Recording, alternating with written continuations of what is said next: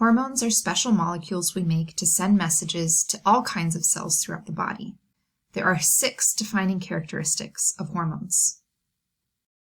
Endocrine cells are any cells that synthesize hormones.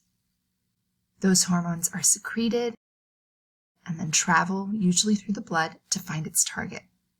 Of all the many different types of body cells, muscle cells, nerve cells, skin cells, bone cells, how does the hormone find its target? All these different cells may look and behave differently, but only some of them are targeted by this hormone. Target cells of a certain hormone have a receptor that binds specifically to that particular hormone. And when the hormone binds to its receptor, it activates the target cell and triggers a specific effect in that target cell. And finally, the hormone will degenerate so that it's unable to continuously activate target cells until the end of time.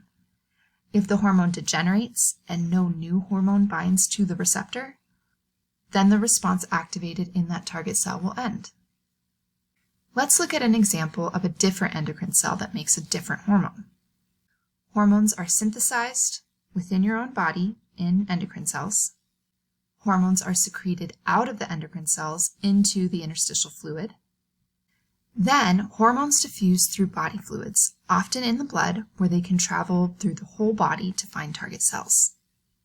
When the hormone binds to its specific receptor, it activates that cell to respond in a specific way. In this example, 2 different body cells are targets of this hormone. Both can be activated by that hormone. This is how a single hormone can have effects on many different cells at the same time. Some hormones may have only few target cells, but others have many. For example, thyroid-stimulating hormone only targets thyroid cells.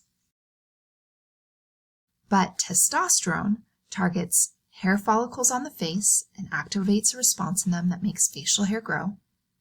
At the same time, other testosterone molecules can bind to receptors in the voice box, activating changes that deepen the voice. And yet more testosterone molecules travel to the muscle, bind to receptors, and activate changes that affect muscle mass. And so, endocrine cells can control the behavior of many other cells by using hormones as messengers.